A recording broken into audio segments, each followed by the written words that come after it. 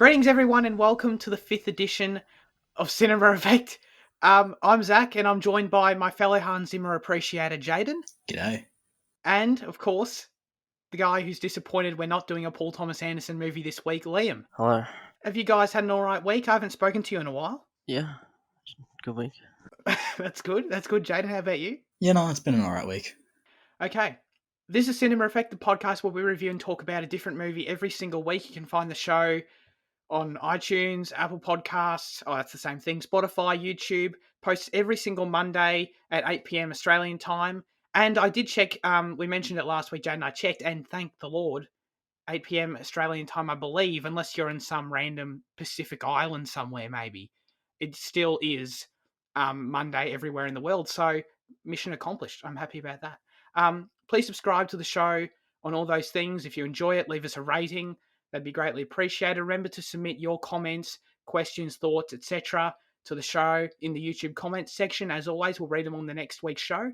And as our kind of question prompt thing this week that we have been starting, I guess, we want you to let us know in the comments section this week what your favourite movie of last year was. Your favourite movie of 2019, what it was and why, of course.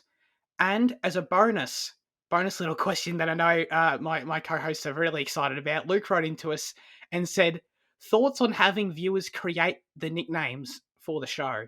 And last week we discussed how, I can't come up with any more nicknames. So, hey, I'm also throwing that out there as well. If you've got nicknames for us, for me to potentially use, leave them in the comments. I'll give them all a bit of a test run. And then we'll kind of go with what sticks as our kind of permanent nicknames. Isn't that exciting, Liam? Isn't that exciting? Oh, permanent. Jeez. I feel like, I feel like I was thinking about just doing it so, I give them all a test go for a few episodes, and then whatever we find kind of the best, we have to have a bit of a permanent go, I think. The nickname only really is mentioned in the introduction. I mean, throughout the rest of the Oh, yeah, absolutely. It's just... it's not that big of a deal. Yeah, no, you're right. It's not. No, it's only in the intro, but I mean, I guess I get a nickname. I don't know how it would be kind of implemented into the intro.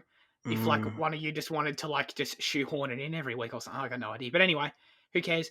Whatever you got, throw them at us in the comments along with the favourite movie of last year question, and we'll read them out next week as always. Guys, this week we're kind of continuing our Western saga, if you will, and we're doing the film Unforgiven. So let me dive into the data dump before we go any further, as always. The film opened in the US on the 3rd of August 1992. It was directed by Clint Eastwood, and I looked it up on the good old IMDb's, and I've seen 8 other Clint Eastwood movies personally, and I don't know, I genuinely really love Clint Eastwood as a director. What kind of experience do you guys have with Clint as a director? Yeah, I've seen 4 or 5 of his films that he's directed. For you, Liam, is there any kind of standout movie of his that you like more than any other, or? Probably this and Mystic River are probably my favourites of his. Yeah. Oh, that's right, he did Mystic River. Yeah, God, I haven't seen that movie. I need to watch that. Do you have a favourite, Jane? I don't know, maybe $1 Million Baby, maybe Gran Torino. I don't know, something like that. I don't know. I think his films are all solid. I love Gran Torino. Yeah. God, that's a great movie. I didn't realise he'd directed so many movies. I know. Yeah, I saw. Yeah. Is it like something in the 30s or 40s, right? Director credit? That's crazy. Yeah, one of those films being 2010's Invictus. That's correct. We, of course, have a great history with the movie Invictus. Mm. Hey, I stand by it. Invictus is a good movie. I like Invictus. Yeah, solid 7 out of 10. Yeah, I agree with you. The film was written by David Webb Peoples, which is a name and a half, and he wrote the original Blade Runner, which I found quite interesting. The film stars Clint Eastwood, Gene Hackman, Morgan Freeman, and Richard Harris. I decided this week that I don't know if it mattered so much for the previous films that we did, but for the sake of this film and going forward, it makes a lot of sense to add an awards category, I think. And this film won Best Picture at the Academy Awards in 1993. It had a budget of $14.4 million and a box office of $159 million. So we've got a very successful movie on our hands here. It's a Western. It has a runtime of 2 hours and 10 minutes. And finally, to end this data dump, I've got the synopsis for you. Retired Old West gunslinger William Money reluctantly takes on one last job with the help of his old partner Ned Logan and a young man, the Schofield Kid. Schofield. Did I say it wrong? What did I say? Oh, I thought. I mean, Schofield. I'm pretty sure it was Schofield, isn't it? I don't know. I don't know. You're probably right, actually. Makes way more sense. Regardless, what did we think of Unforgiven? I really liked it. Before I watched it, I thought it was gonna be something, and it was kind of the opposite of that. Like, I sort of thought it would be a generic Western, and it was kind of an anti-Western in a way. It was kind of deconstructing the Western. So yeah, I found it very good. Yeah, yeah. The anti-Western is a great way to describe it, I think. How about you, Jaden? I thought it was alright. Nothing great, nothing poor. Kind of just middle of the road. I guess we'll dive into that a bit later. Yeah, absolutely. Okay, interesting. Oh, sorry, and this is the first time we'd all seen the movie, right? Yes. Am I right about that? I'd actually Cool. never heard of it before you mentioned it, but Okay. everyone else seems to know it. Like, I asked my family and stuff, they're like, "Oh, you haven't heard of it?" Right, I okay. guess No, it's been on my kind of radar for a few years now. Okay. So yeah. I guess just like no one seems to talk about it today, but Yeah, I suppose you're right. Regardless, I really like this movie, and I think I love it. I think it's a really high caliber movie for me. I'm genuinely just looking at my notes here. Like I'm genuinely surprised by how much I think there is to kind of talk about here. Whereas I was kind of with you, Liam, where I didn't. I knew a bit more about it than you, I think, but at the same time, I wasn't expecting this movie. yeah, So no, I was really surprised by that as well. And the characters in the movie, to me, are just kind of the personification of the shade of grey. yeah, There's just no clear cut anything at all in this movie, and I found myself as the viewer the entire time searching for that throughout the runtime, kind of going like, "Yo, who should I be rooting for here? I don't know. Do I like this person? Oh, Clint Eastwood starts off. Oh yeah, he seems like a cool old bloke, but is he?" And then it just kind of continues to evolve and develop throughout until you get to the end, and you're just left with like, "Holy shit! I've got no idea. Like, I've got no allegiance to anyone in this movie," yeah. kind of thing. It really was an achievement how they made no character like 100% good in the movie, and yet you're still kind of following the story. You're still engaged with it, but like yeah, at the start, I really liked Little Bill because I thought, well, he was kind of charismatic in his own right, but he had a point by not wanting the bounty hunters in the town and all that. So like every character had their own perspective and point of view, which was like consistent with them. So there was no clear cut like good or bad in this movie. I hated Little Bill from the start. Did you really? The fact that he let those two blokes off for cutting up a chick with not and their only punishment was to give her a few horses. I mean, I thought that was pretty clear cut that he's meant to be, not necessarily the villain, but he's one of the I thought from there on, he's not necessarily an antagonist, but he's definitely not the person you should be rooting for. Huh, that's interesting. I personally didn't get that at all. I just kind of like, sure, it seemed like a weird thing to do, like a semi-sketchy thing to do to let them off at the beginning of the movie. But like, I don't know, I didn't immediately take the side of the prostitutes in that case. I was just like, okay, like, I'll see how this goes. I don't know exactly, what he was playing at. So that's interesting that you immediately was just like, yo, that's bullshit. Mm. I guess my first impression was kind of the opposite, where as soon as we're introduced to Clint Eastwood's character, I kind of like, he's by no means introduced as a villain or anything, obviously, but as no one is. But then and then as we saw more of Little Bill's character in the town as the sheriff, and we learn that he's so anti-gun, he's strangely, which I think is a really interesting kind of character trait, he's like so against the Second Amendment, which I just find so interesting. And I don't know, I kind of immediately took that as not a sign of a hero or anything, but as a more positive leaning trait in the context of the movie, because we know what Clint Eastwood's, the adventure, if you will, that he's going to kind of embark on. But you didn't feel that way, obviously. No, I thought his anti-gun rule was him being lazy and him not wanting to do proper police work in his town. It's him just saying, "Oh, no guns, no problems." Really? Wow. Because I mean, obviously, there still is a problem if if one of the girls gets cut up. The guns aren't the problem; it's people, and that's him just creating a shit excuse for himself to just go and build his house. Yeah, yeah. I don't know. I guess so. Wow, this is funny. We're already, I guess, taking away different kind of core things from the movie. But I found in some way his, I guess, yeah, let's just delve into Little Bill. Why not? We're on it already.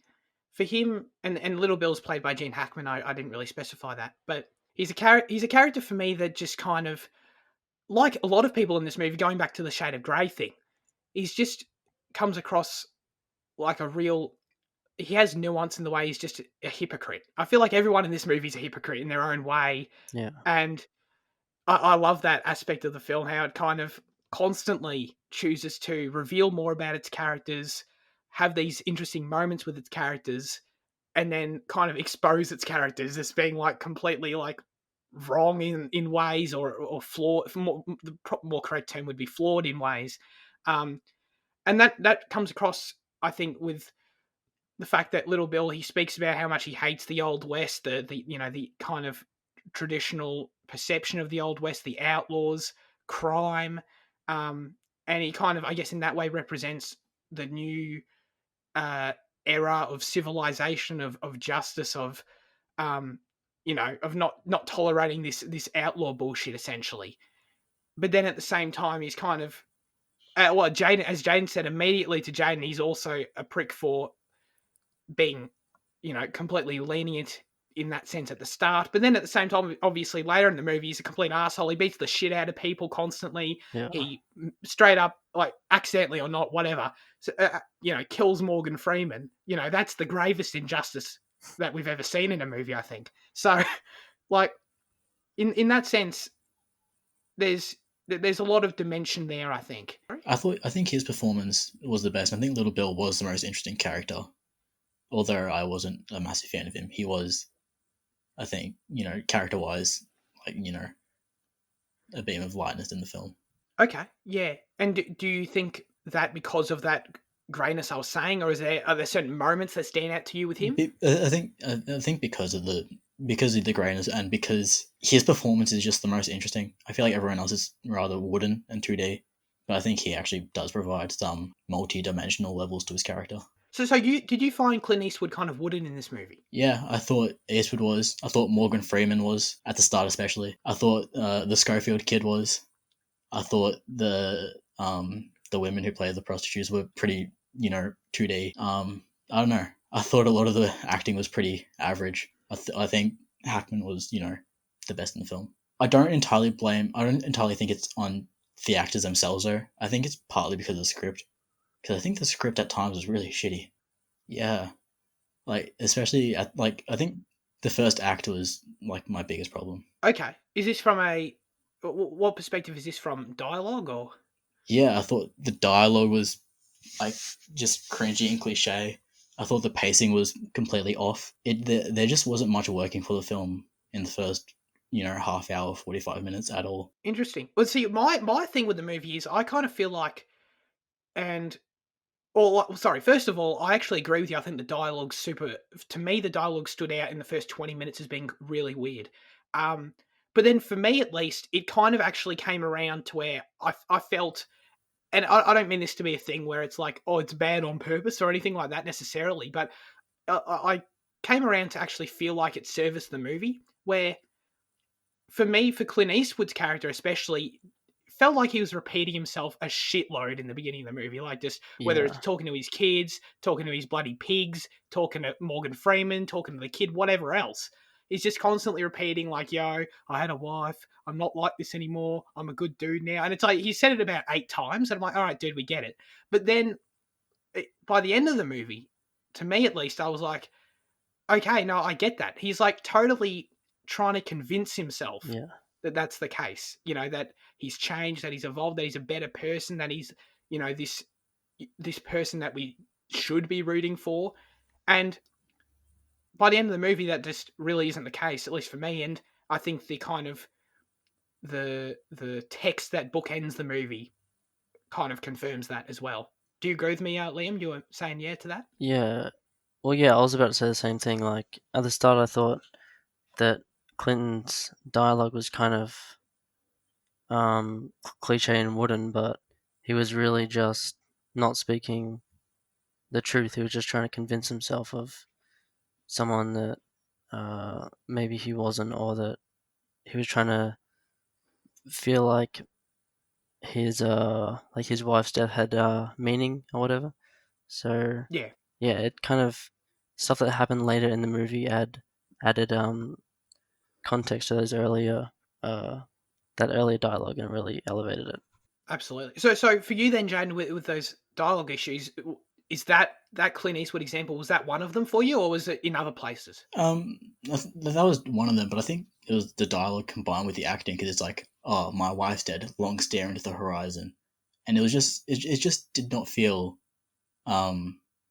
genuine, or it felt robotic, and it felt I don't know. And I think it was the performances and the script in combination. So even if the intent of the repetition was, to show that he was trying to convince himself of that, I think that Eastwood's acting didn't do any favors to that. Okay, cool. I personally, yeah, I didn't feel any kind of roboticness, but I do kind of get what you're saying. I did feel at the start there was staleness in the movie, but for me, it all by the end, I was sold on all of it personally.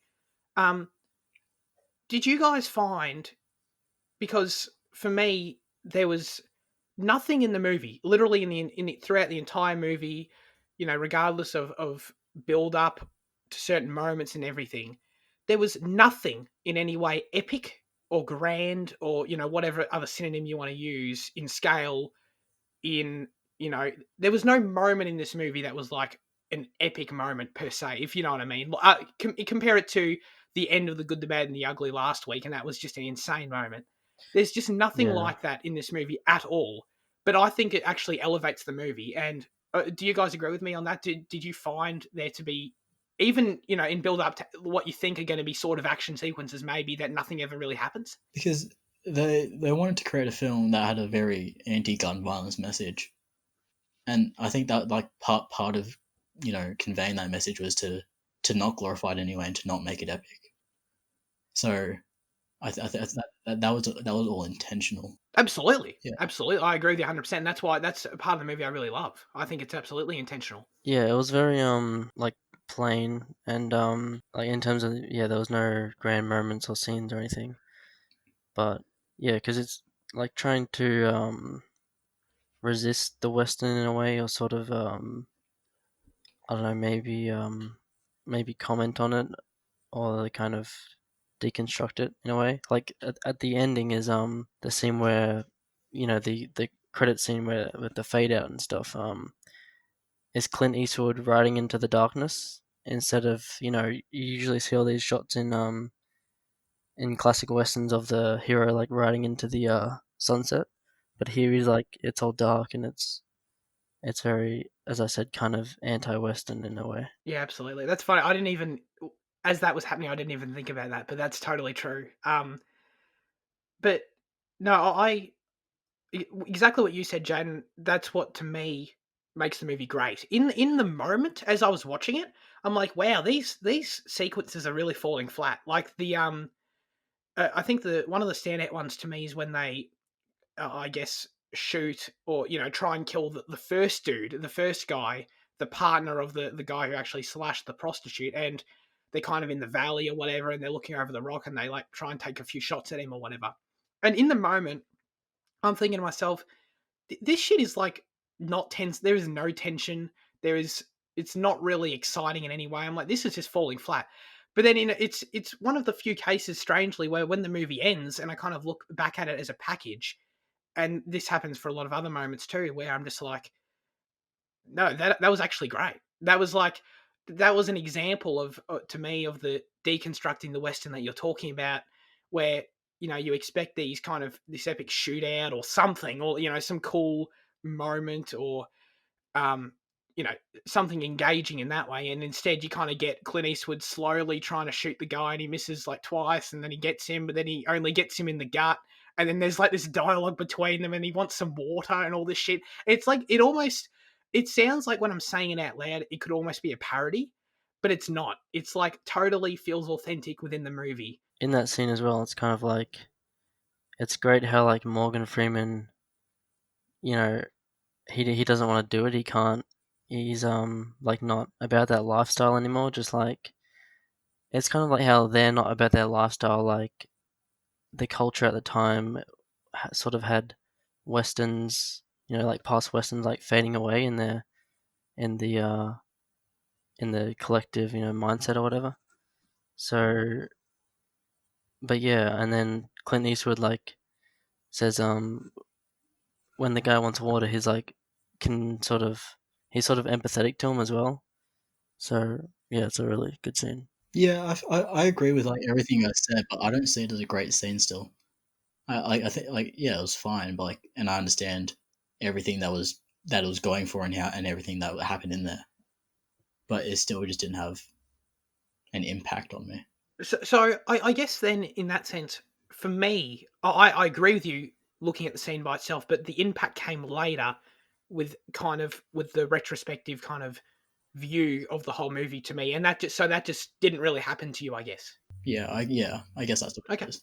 okay, cool. Because yeah, no, well that same thing can be applied to plenty of moments in the movie. I think that when they kill the second dude, it happens again, where there's kind of some underlying tension prior when the guy's in the house and he's got tons of people around him and they're just kind of awkwardly crouching behind like a bush, so they look like they can be seen easily, and then he just kind of pops out, opens the wrong door, gets the right door, shoots him, and they just literally like ride off, and it was pretty easy. And I literally took a note down in that moment. I was like, okay, that was super anticlimactic. But then that was just another example, along with then also the final confrontation in the bar or whatever. They all those moments do that same thing for me that the one we just talked about did. Yeah. So Jane, you mentioned um, kind of the violence in the movie, and that's something I took note of as well, and I really enjoyed about the movie, and that kind of again plays into what we're talking about with the movie's themes. And so let me indulge you in a little bit of trivia here that kind of links into this. According to a Clint Eastwood interview in 2000, Gene Hackman was very concerned about how they were going to show the violence in the movie, owing to the rising gun violence in American cities. Eastwood assured Hackman that this movie wouldn't glorify gun violence, and I can assure you it definitely didn't, because while on paper, when you think about maybe, okay, Clint Eastwood's making this movie, it's going to like challenge the genre of Western, of a Western, I should say, and then in that way, I don't know. I feel like it would almost seem like an easy choice for them to just go ham on the violence, to just have like crazy kills, tons of gore and all that kind of thing. But they really resist that. Um, which I don't know. I found that to be an interesting choice. Does that in any way add anything to the movie for you guys? I don't think the message was Um, carried out well because like it's obvious what they're going for, but whenever they go for whenever they hammer the anti violence home, it's kind of dull. I mean, Morgan Freeman doesn't shoot someone, but I think his acting in that scene is unconvincing. When the Schofield kid kills someone and then you realize what he's done, he starts crying, but once again, it just doesn't feel organic. And then at the end, you have Eastwood really? pop five guys, but then there's no consequence for it. Like it's obvious what the movie's trying to do, but I just don't feel like it works well.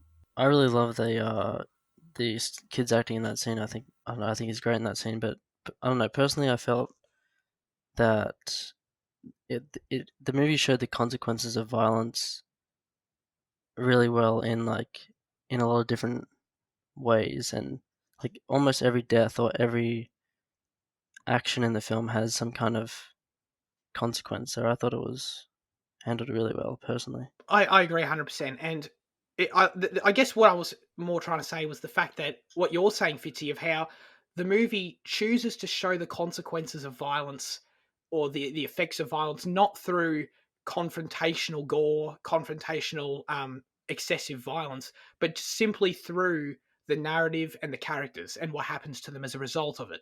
Mm. And I think that's kind of that's a lot more subtle and at the same time a lot more interesting. And so Jane, do you think then in that way that the movie is kind of preaching anti-violence or anti-gun laws? Because I didn't really get that from it. I think that's what they wanted the main takeaway to be, to to promote this, um, peaceful attitude. Like it's present in the film, but I just don't think it's executed the best. And I understand the repercussions it has.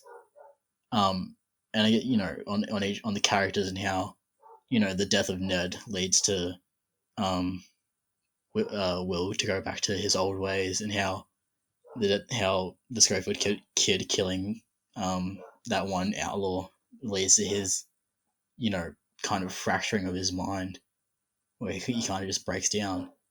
But it just wasn't convincing for me. It felt like it was trying to say it, and it was putting a lot of effort into saying it, but it never failed to actually, like, to put a dent in me, to actually give me to actually impact me. And like, perhaps that's just me, different context and, backgrounds and whatever.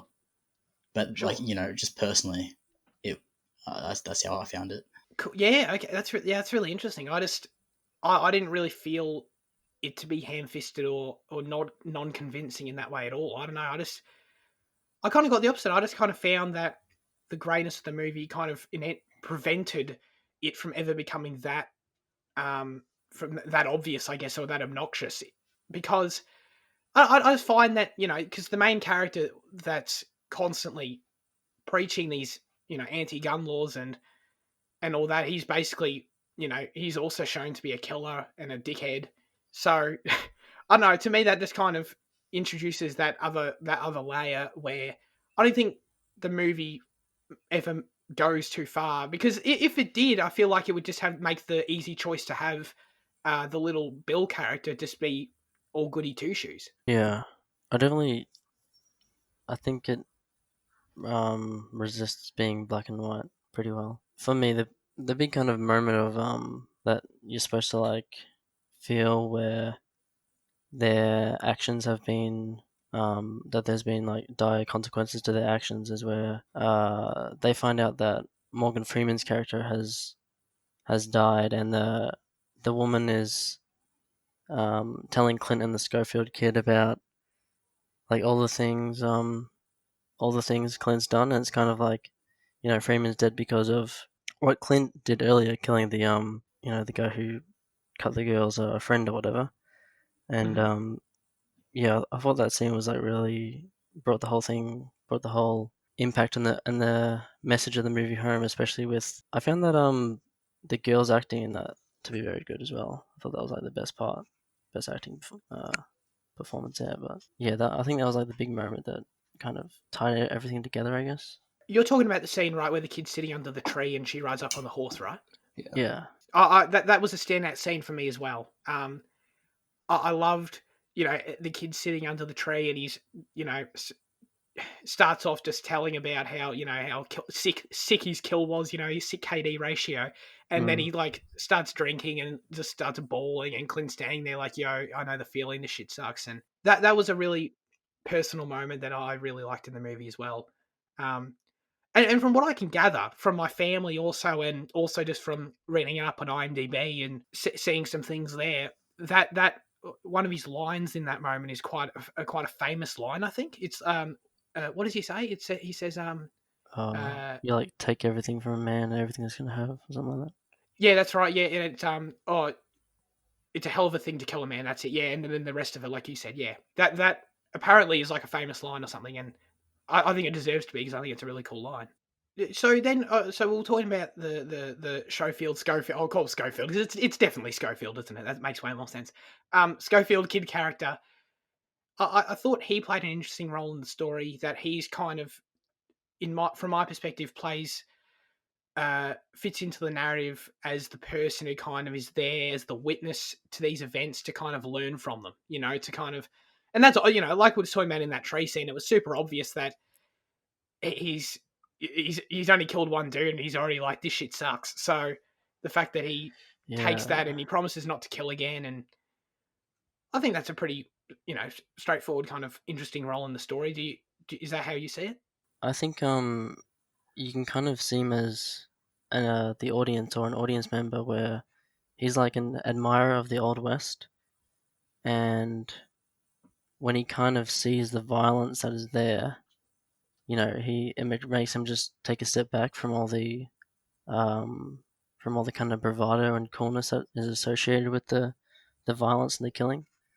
So that is, yeah, comes back to why I think that scene is so good, because it's kind of like it's kind of like if a younger Clint was at the moment, if he was reflecting on it, and then because you can kind of see the Clint in this movie as an older version of one of his classic Western characters. So then, along those same lines, then I found an interesting trait of the kid's character was the fact that he's partially blind. Does that? He's just nearsighted, not blind. I mean, Well, he's. Oh, yeah, I know, but partially blind. Whatever, yeah. I don't know. Whatever term you want to use. He's got vision issues, right? So Kind of like you. yeah, exactly. Maybe that's your nickname, the Schofield Kid. Oh no! Don't tell the audience that. Oh lord.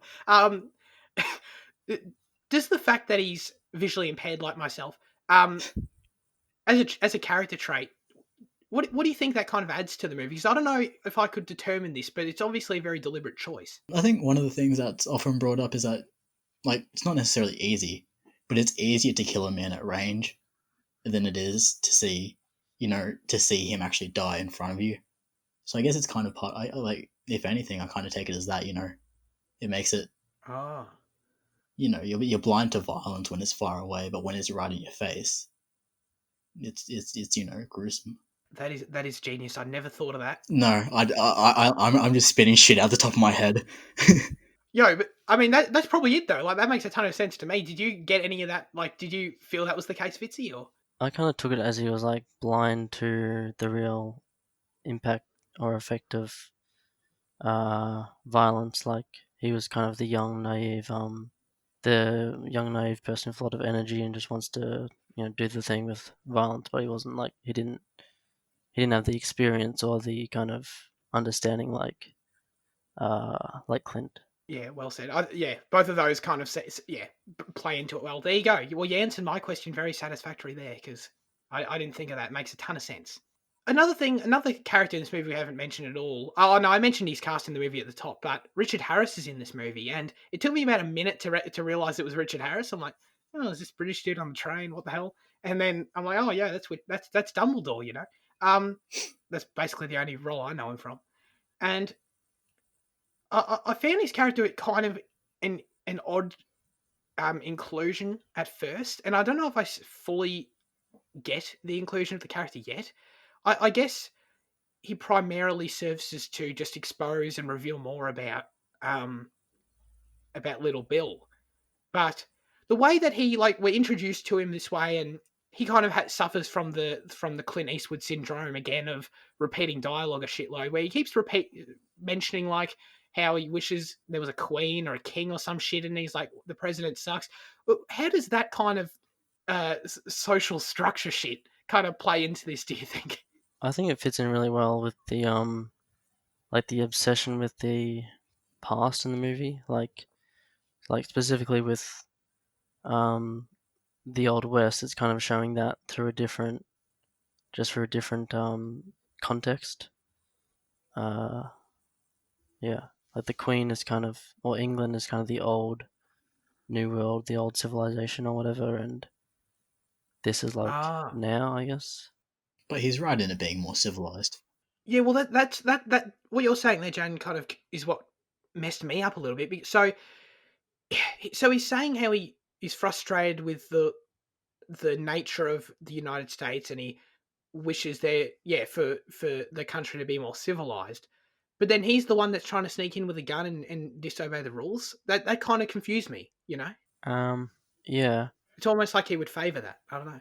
I guess if you look at the specifics that way, maybe it's kind of the opposite, but just talking generally, I think it fits in with the longing for the past stuff.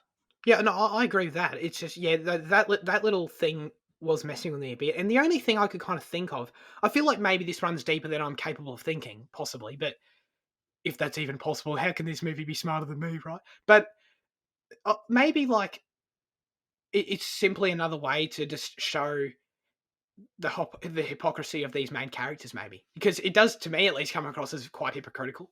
Yeah, I don't know. Yeah. I only ever like I didn't really think too much of his character when I was watching. To me, he was more of just like a plot device to advance Little Bill's character and to progress the story. But the stuff you're saying does make sense. Yeah, well, that's true. Regardless of any meaning or if it's there or not or whatever, but yeah, no, you're absolutely right. He does service the story, and by kind of showing us, more of the Little Bill character, and then kind of tied to him there is the Steve Carell lookalike author guy he's got walking around with him, and this was a weird character to me, and Mm, it was super weird. Like the moment where he like pisses down his trousers, I'm like, oh, all right. yeah. Is this a Jim Carrey movie? And that didn't work for me at all. As the movie kind of goes on, the only thing I could think of for why this character is here is for the scenes where Little Bill kind of has him in his home and he's kind of telling him what the Old West is really like, and he's like excitedly writing it down in his book and all that shit. Like, are you guys a bit kind of lost with me with that character too, or do you think it really is just for that reason? I think yeah, I think like he's a pretty goofy character that doesn't predominantly fit in with the movie, but I also think his like glorification of the like again like the glorification of the past stuff, he just fits into that really well. Um, he's asking every single gunslinger about their life and about the old west and stuff like that, and then like when he gets to Clint just kind of doesn't answer him, which is very. I think the themes in the movie are very like tightly wound and fit really well, and that part of his character really ties into that. But he's also just kind of a goofy character as well. No, I was gonna say he just seems like an excuse for like character to just like speak exposition, where he's telling him, oh, this and this happened, and then Old Bill tells him, actually no, it's this and this is what it's actually like, and this is the story of the town, and this is the story of that character, and this is the story of me. It just felt like the film trying to shoehorn in more information about like about the setting and the characters. Yeah, no, I can see that. But to Fitz's point, also, I just think that the way in which he's then still, even though that might be his purpose, the way he's then still utilized to kind of elevate the characters, where, like you said, Clint doesn't respond to him or chooses to not, give him any info or whatever.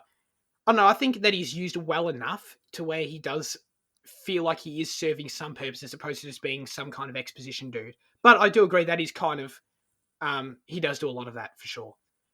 While we're on the topic of interpreting things. That's what.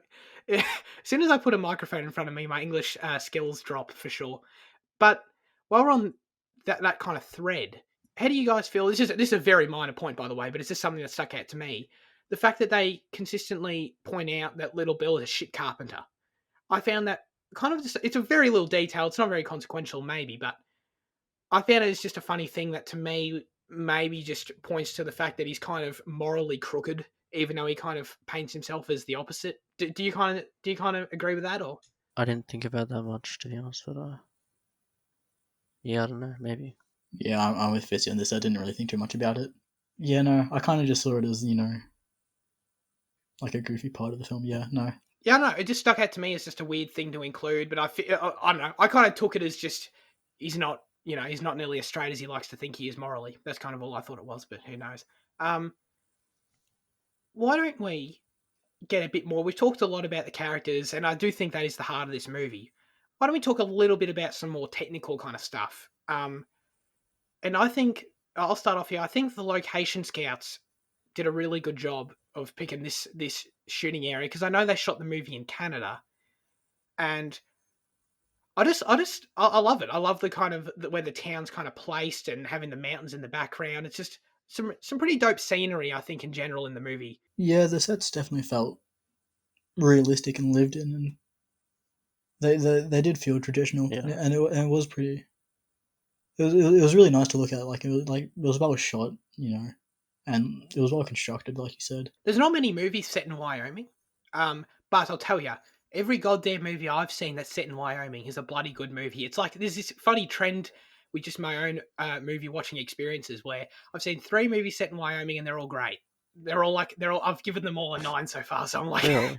this is terrific. Yeah. What are the other ones? So it's this movie, it's The Hateful Eight, Oh, okay. and yeah, which is so funny, and it's Didn't know that. and what the hell's the other one? It's Brokeback Mountain. They're all set in Wyoming. Oh shit. Oh, yeah.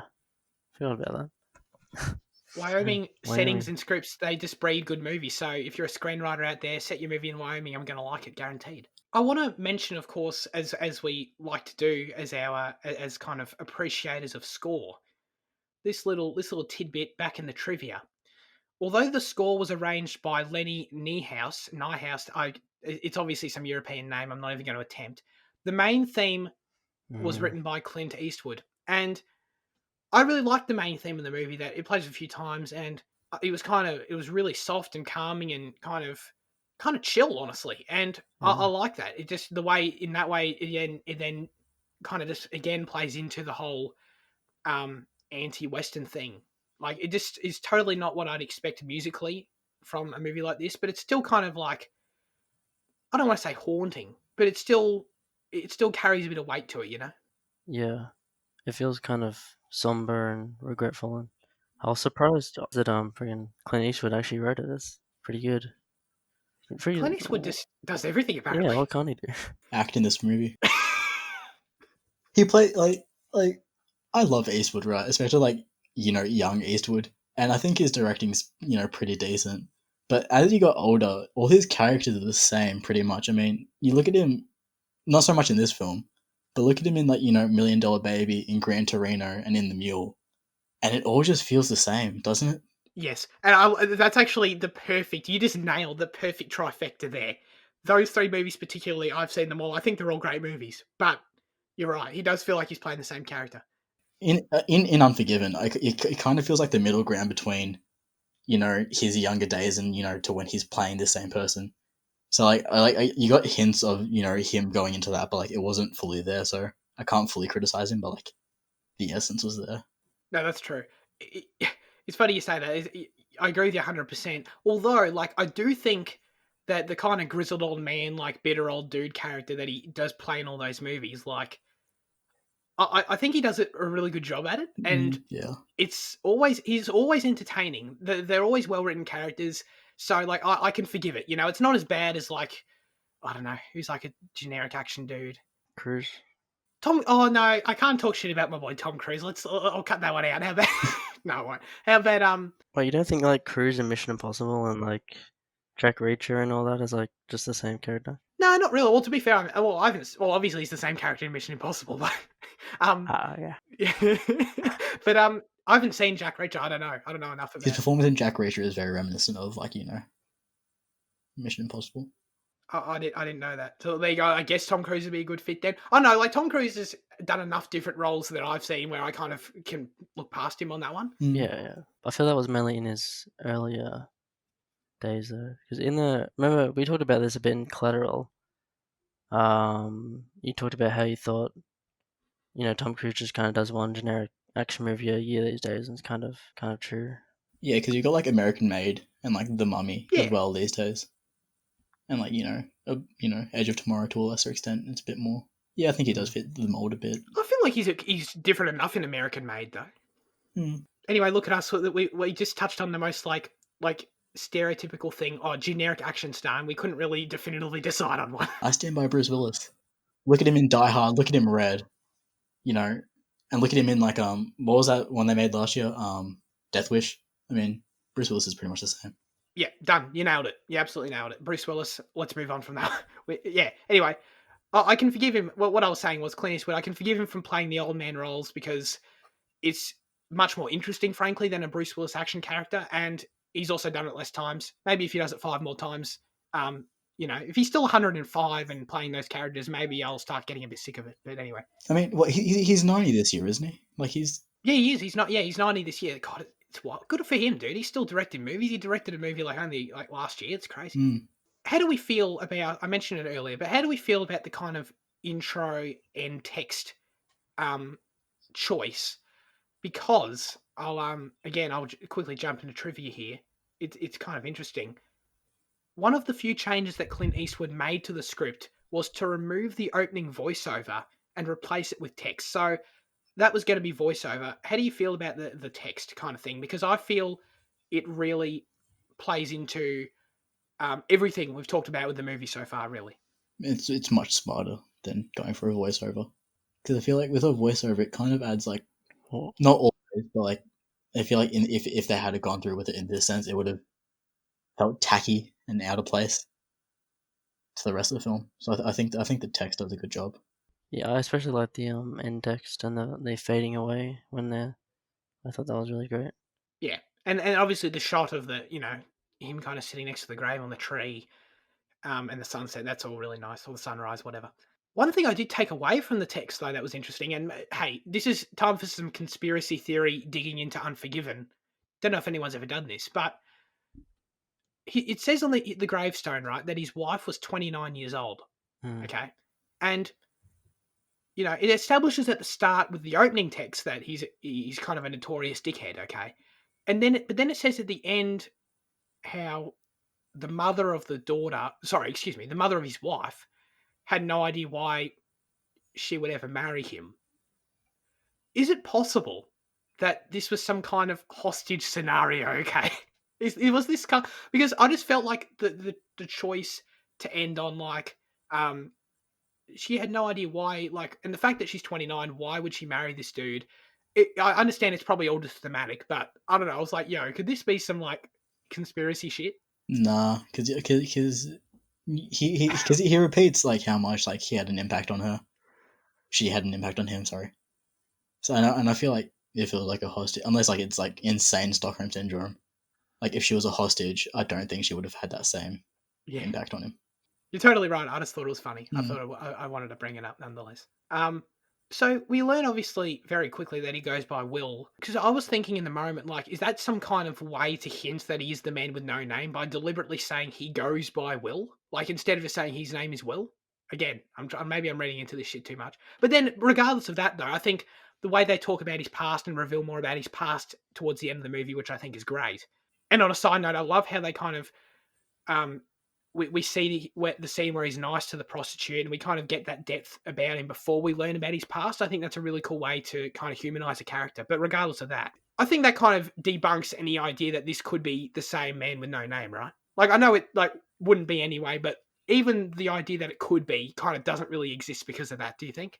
I think one interesting reference to the past, and I thought that that made me think about his character from the Dollars, was that he said, "I used to hurt animals. I'm not like that no more." And it got me to think. I was trying to think: does he actually hurt animals in the Dollars trilogy, or was that just something that they added for the character?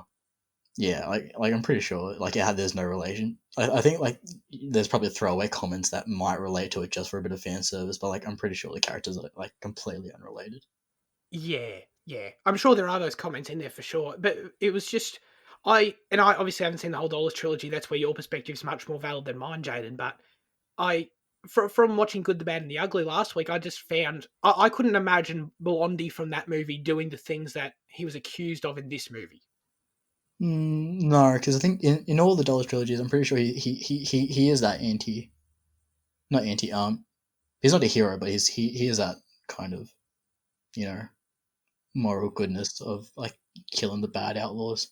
I don't know. I think Yeah, even though he's dubbed the good and the good, the bad, and the ugly, he's still not an actual good character. Not a traditionally good character. You kind of look at his character in Unforgiven and vaguely link him to his earlier movies. Like in the good, the bad, and the ugly, like he still kills other bounty hunters and That's true, but at the same time, he also makes the effort to shoot everyone's hats off that are innocent. Mm. Which is. Well, I didn't even mention that last week. I still found that pretty funny, but I don't know. The way that they kind of present it, like he killed women and children, is the most horrifying thing ever. Which it is, by the way. I'm not trying to excuse not killing It's killing women and nothing. children. It's child's play. I love it. I feel like my arc on this show is just going to be how much of a psychopath I am. But anyway, um, I don't know. I couldn't imagine Blondie doing anything like that. Is all I'm saying. Yeah, no. I think like one of my things I brought it up earlier, kind of like the fact that the script was written by David Peoples, and he also wrote Blade Runner. Like I had the same issues with the script of Blade Runner that I did with Unforgiven, and like where like the pacing was off, and that at times it just felt like the actors could do little with it other than just like say their lines and look off, and like so like that's kind of um and like the thing is, I know that both Blade Runner and Unforgiven scripts are celebrated, which is beyond me. But like that's one thing I realized, like how it just felt the same in that sense. Interesting, because I see what you're saying. I think Blade Runner has huge pacing problems. I haven't seen the movie in ages, but Hmm. I remember thinking it has huge pacing problems and it's just boring as shit. But I don't know. I just don't translate those issues to this movie. But Fitzy, did you come across any moments in the movie that you did find were maybe lacking in the script at all? No, they were just goofy moments, I guess, with that one character, and yeah, no, not really. Okay, okay, yeah, no, but I agree with you on that one character, 100%. What the author dude, whatever his name was. W Beauchamp.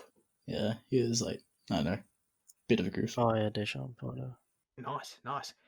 Trivia relating to the script. It took Clint Eastwood several years to actually get around to reading the script, as his script reader had initially told him that it wasn't very good. And he was right. Yeah. No, I just love like the other fact that like with the script, like another like trivia with like about like how it was passed around was that at one stage Francis Ford Coppola had it and he was offering the role to John Malkovich, and like that just like I can't imagine if that film was made because like that'd be even worse than what it is. Yeah. Yeah, I saw that too. Coppola is famous for like making big films, epics and like large, lengthy stuff. So like, he wouldn't have been able to pull off the same effect that what Eastwood did.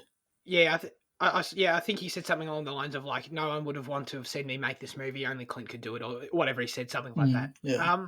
I've got one more little bit of trivia here because why not? I'll throw it out there. It's a bit random. To maintain the authentic atmosphere, no motor vehicles were allowed on the big whiskey set.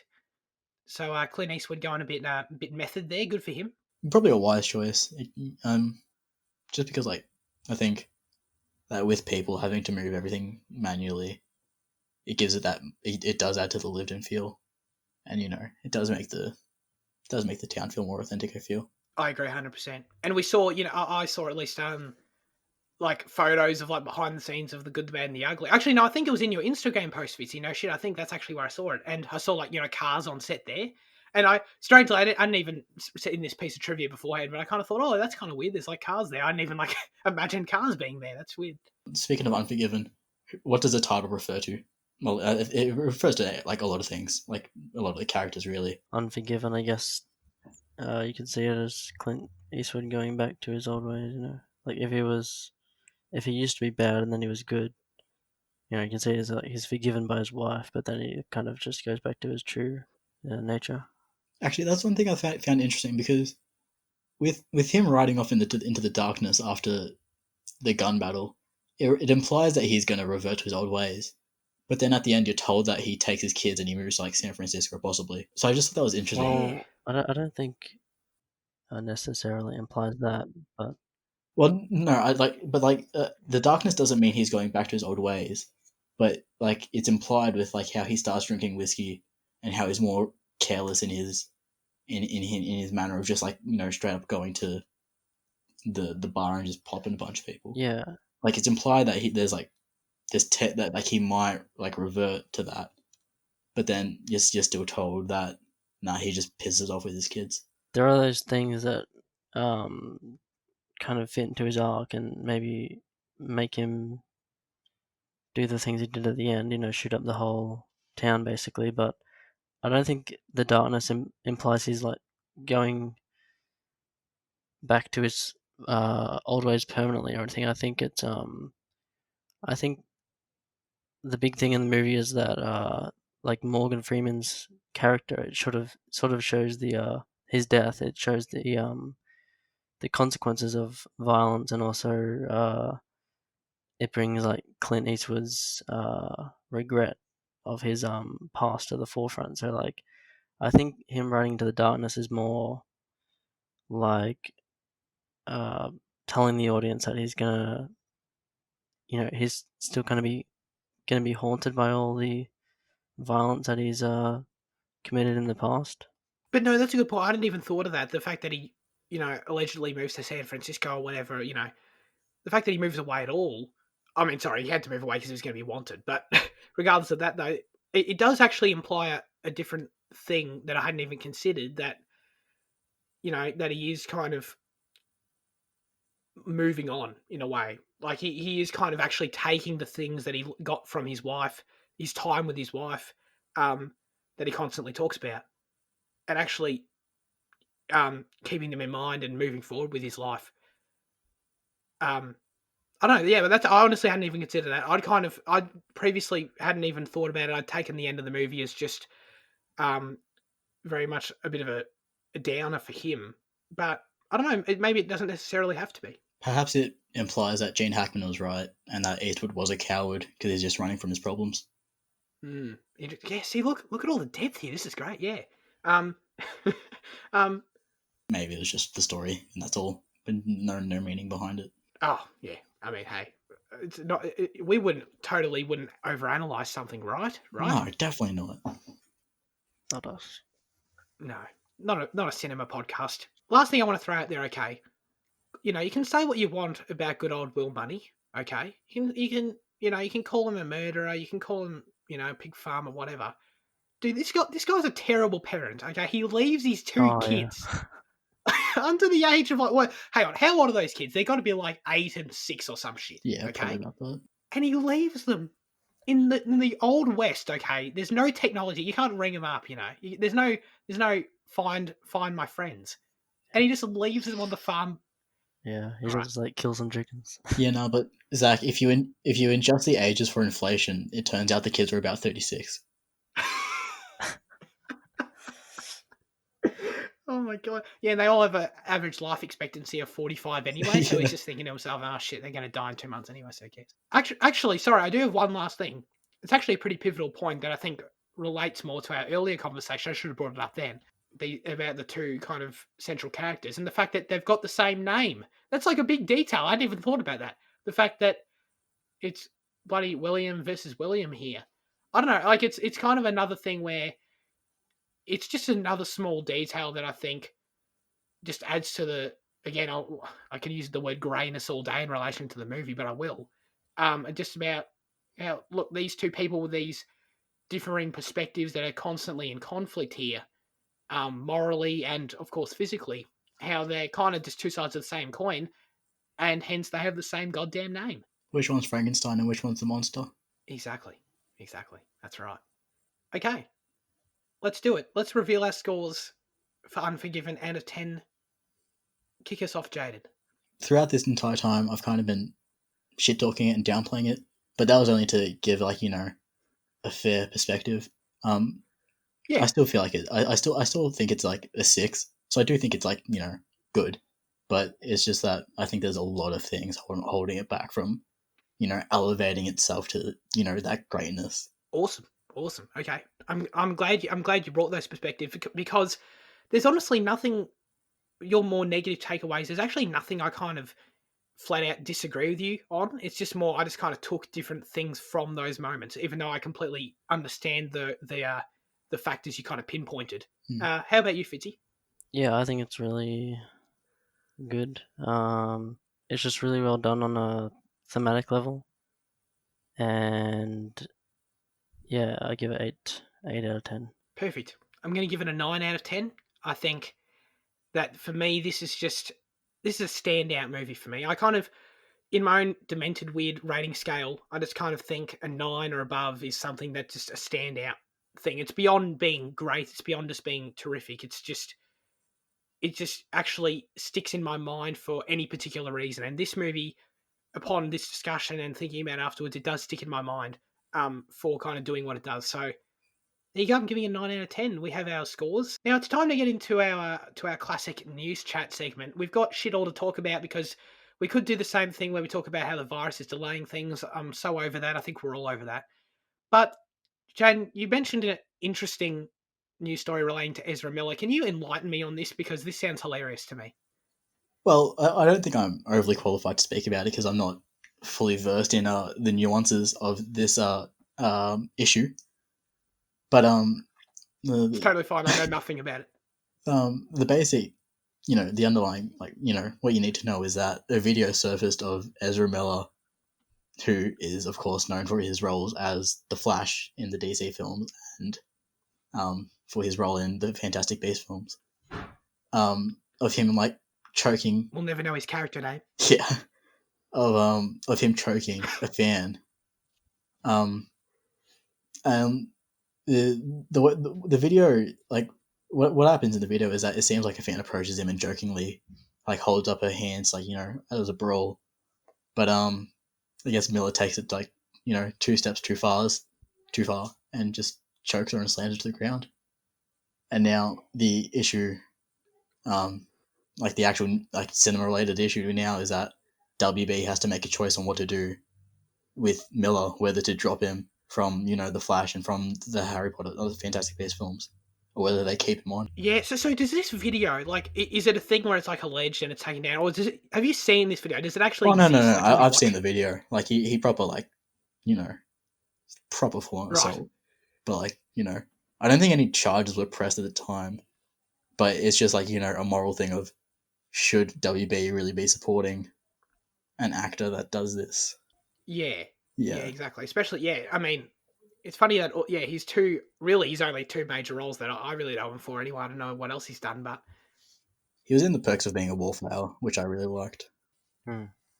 Oh, is he? Okay, Yeah. okay. Yeah. So at the moment, police are saying they're not investigating the video. So I don't know. The fallout, that's to come in the coming weeks. I guess we'll see. I guess so. I mean, would you be at all disappointed if he weren't the Flash? I really couldn't give 2 shits. I didn't care about his Flash at all. I forgot he's already been the Flash in Justice League. Forgot about that movie. Yeah. I think we all wanted to wipe it from our minds. Let's do it. What have we been watching? I watched You Were Never Really Here by Lynn Ramsey. I think it's by Lynn Ramsey. Hold on, let me check. Okay. Okay. And that's a what's his face? Joaquin Phoenix movie, right? Yeah. Yeah, Lynn Ramsey. She directed We Need to Talk About Kevin, which is also a Ezra Miller film. Oh, right. Okay, got Ezra Miller, all the connections here on this episode. And Under the Silver Lake. Heard of that one? I have heard of it. That's got Andrew Garfield in it, doesn't it? The best Spider-Man. Yes, it does. It's a hot take. What would you think about these movies? Yeah, I like them both. They're not the most accessible movies. I wouldn't recommend them to general viewers, but if you haven't seen them, I'd recommend them. And Cool. I just rewatched Blade Runner 2049. How many times have you seen that movie, do you think? God, probably 6 or something. 6, jeez. What about you, Jane? I've seen it twice, and that's all. At the moment, that's what I want to keep it at, because I don't want to wear myself out, because I think it's such a brilliant film, and I don't want to oversaturate myself with it. It's I'm spacing myself with them. That sounds like a fair stretch. I've only seen it. I only saw it once in the theater, and I totally need it. It's something that's always there. I need to totally need to watch it again. I loved it, but yeah. Anyway, I've got to get to that for sure. Any TV, Fitzy? Oh, I saw 2 episodes of Neon Genesis Evangelion. Oh, Henry, shout out. So, slowly doing that. How about you, Jane? I've kind of been all over the shop this week. In terms of TV, I started Community, just a sitcom, pretty funny so far. And Brooklyn Nine-Nine as well. Okay. They're just there for pure entertainment, nothing more than that. Just let it wash over me. I also started season 2 of a Netflix docuseries called Sunderland Till I Die, which is a documentary about Sunderland AFC, which is an English football club, and about their struggles in the past, because they used to be a Premier League team, which is top flight, and now they've been relegated down into League One, which is third tier. So with Right. relegation comes a lot of problems with like money and like just revenue and players and issues like that. And it's really interesting seeing like the workings behind the club, because it's not just about players, it's about management and it's about the town itself. Because in England, football and the town are so closely linked. They go to church and they pray for the club. It's insane, really. Right. Season 1 is really great. I really recommend watching it. Like, even if you're not a football fan, I think it's just a really good watch. It's insightful and interesting.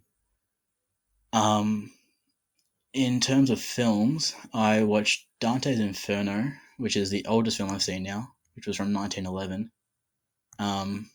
Holy shit. Yeah. Can't really speak too highly about it. It's utterly dull, but that just comes with, the fact that it was made, over 100 years ago. The best thing about the film is some of the shots that they have. They're reminiscent of this artist called Gustav Doré. Did you ever look at his images for Paradise Lost? I'm not sure if you guys would have looked at that last year. No. No. Well, he creates this really like sick like etchings and images for to do with like heaven and hell and stuff like that. And he's done a really famous series on Paradise Lost and on Inferno. So in this film, a lot of the shots are reminiscent of like his art, and it is pretty sick. So like that's at least the film's got that going for it. And for 1911, it does boast some pretty cool special effects, I guess. But story wise, it's when you're cutting down like a massive 500-page book, however long it is, into an hour and 10-minute movie, and all you've got to tell the story is like a text block, it's going to lose some of its effect. And I also watched The Miseducation of Cameron Post, which stars Chloe Grace Moretz, and it's about this girl that was sent to a gay conversion therapy religious camp, and just how she deals with it. That was pretty good. Like 7. Oh, sorry. I also watched one episode of Westworld, which I know you'll be happy about. So, catching up. Cool. So, are you like? Was that like season 2, episode 7 or something? No, it was episode 5. Something in there. While I was watching it, I realized I'd already seen Gotcha. that. So, but I'm up to where I should I know now what I have to watch. Gotcha. Perfect. Okay. Well, transition to Westworld. We're now halfway through the last. I was going to say the last season, so I hope it's not last season. Season 3 of Westworld, and yeah, we had that 4th episode this week. Yeah, it's a wild show, dude. It's crazy. I don't know. It's great. I love it. But Better Call Saul this week was great again.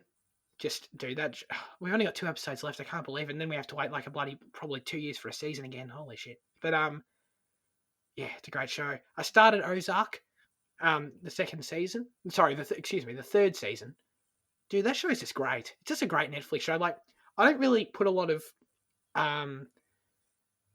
what's the word? A lot of faith, I guess, in Netflix shows, just in Netflix dramas. I haven't really experienced any amazing ones, but Ozark's got to be up there. It's just great. Jason Bateman continues to blow everyone away about how good of a director he is. He's seriously like one of the best TV directors out there. It's crazy.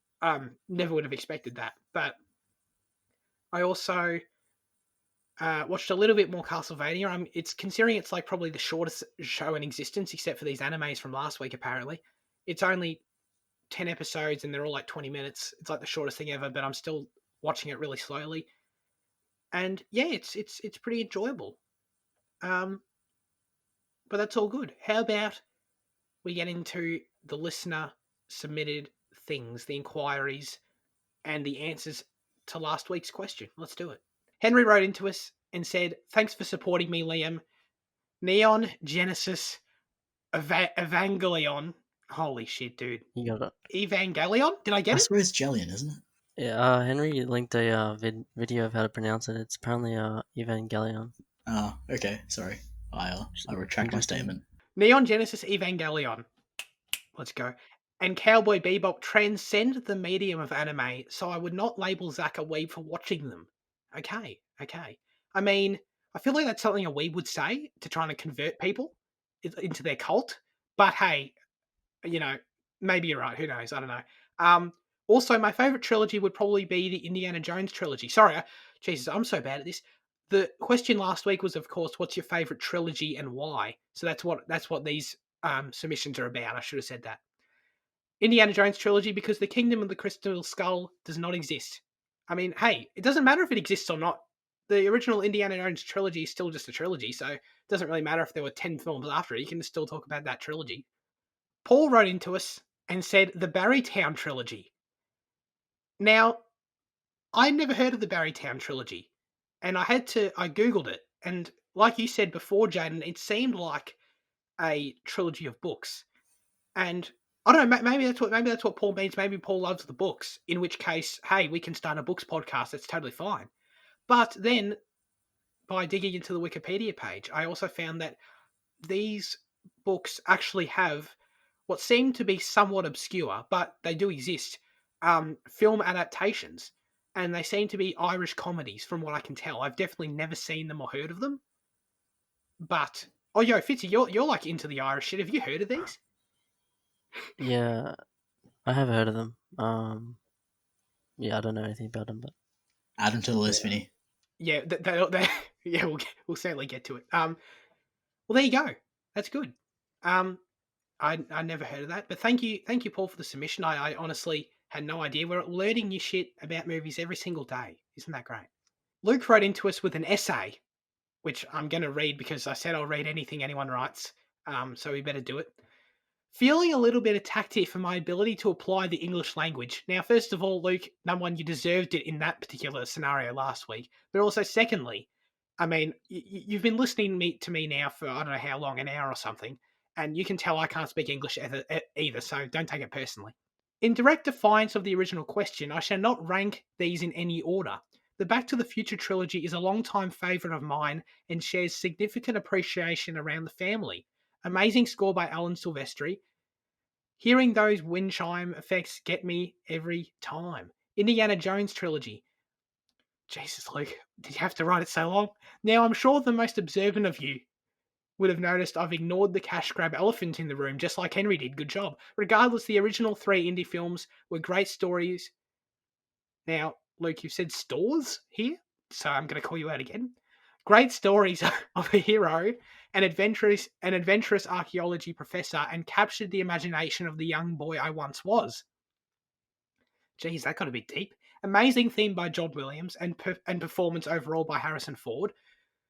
Finally, I would be remiss if I did not include the Dark Knight trilogy, if not for the construction of the film and the story, but for Hans Zimmer's score alone. I hope I've satisfied your request for articulate expressiveness. You partially have, which begs the question, when are we going to hear Cinema Effects' take on the world's greatest detective? is it articulate expressiveness or expression? It's a real question. Luke, you're getting called out for the second week in a row. Oof. We might have to ban you if you're wrong here again. I mean... It is a word. Oh, okay. I don't know if That's a pass. Yeah. I'll give him a 60% for that one. I'm so sorry, Luke. I'm so sorry we do this to you. I'm really sorry. But hey, I mean, another Indiana Jones shout out, Back to the Future shout out. Good for them. But of course, the correct answer, the Dark Knight trilogy. There's no better trilogy. Okay, that's my personal pick. I'm 100% with you. We have to criticize Luke a bit further for mentioning the Back to the Future trilogy as one of the best trilogies. Like, that's just ridiculous, is it not? I mean, not only are the first 2 films, average at best, the third film is an abomination. And like, I'd go as far as like ignoring it Oof. the way that they've ignored the 4th Indiana Jones film. I mean, it just Back to the Future has always been shit. Wow. Yeah, I think we should blacklist Luke maybe from becoming a guest on the podcast. That's so funny. What do you guys think? I mean, I'm down for the spelling reasons. I mean, hey, Back to the Future... No, I'm not quite with you, Jane. Back to the Future 1 and 2 I really like. I think they're great movies. The third one, whatever. I think it suffers from problems for sure. I don't think it's very good. But regardless, yeah, no. We have to throw our picks out there. We can't just make them answer and then, we don't say anything. I would agree with Luke on the Dark Knight trilogy. How about you, Liam? Probably Lord of the Rings. Just because it's amazing. Solid answer. Jaden? Yeah, so a difficult question because there are so many great ones. Like, I think Star Wars OT trilogy. I mean, like the original trilogy was great, but for me, my favorite trilogy would have to be Edgar Wright's Cornetto trilogy. Like, they're just such great movies. Like they're not really related, but they all do. They are acknowledged as to be part of the trilogy, and like they really are just fantastic films. You don't think? I thought you said last year you thought you said the original Star Wars trilogy was your favorite trilogy. So you're saying Dark Knight? Yeah. Well, I very well could have said that. I probably did say that. I take that back if I said it. The Dark Knight trilogy is the best trilogy, my favorite trilogy of all time, personally. I think, like, Star Wars has meant so much to me as a franchise overall. But in terms of the films themselves and the actual cohesiveness of the story, I think the Dark Knight trilogy can't be surpassed by the original Star Wars trilogy, I think. But there you go. I mean, hey, original Star Wars trilogy would absolutely be second. That's for sure. That's all we got for this week's episode of Cinema Effect. I hope you all enjoyed it. Fitzy, as tradition dictates, tell us what the next movie that we're doing is and where people can watch it if they like. The next movie is No Country for Old Men, and you can watch it on Stan if you have Stan. If you don't have Stan, then you should get Stan. Is this going to become a regular thing? You just like call out for people for not having stands? Surely we get sponsored by Stan soon enough. We should. Yo, Channel 9, hit us up. Okay, we want to sponsor your product. Stan, all right? I'm excited to do that one next week. We're kind of doing what we kind of thought would be, what Fitzy thought would be a good idea to kind of do this kind of Western trilogy kind of look at these movies and how they kind of, well, because obviously they relate genre-wise. So we're going to end it on that one, and then we'll move on to other things that aren't Westerns. So sorry if you don't like Westerns. We've been kind of bombarding you over the last few weeks. But I've seen No Country for Old Men once, and I kind of had a partially, I think, unpopular opinion about it. But I'm looking forward to checking it out again. I have a feeling me and you have the same opinion. Really? Okay. I didn't even know that. Perfect.